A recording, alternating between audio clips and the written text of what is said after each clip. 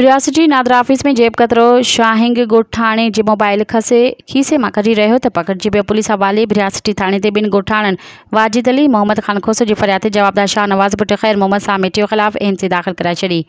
जवाबदार के पुलिस हवाले करे छॾियो। पुलिस पुछा शुरू करे छॾी। जवाबदार पारां फरियादी आॾो ॾोह जो एतराफ़ करे वरितो।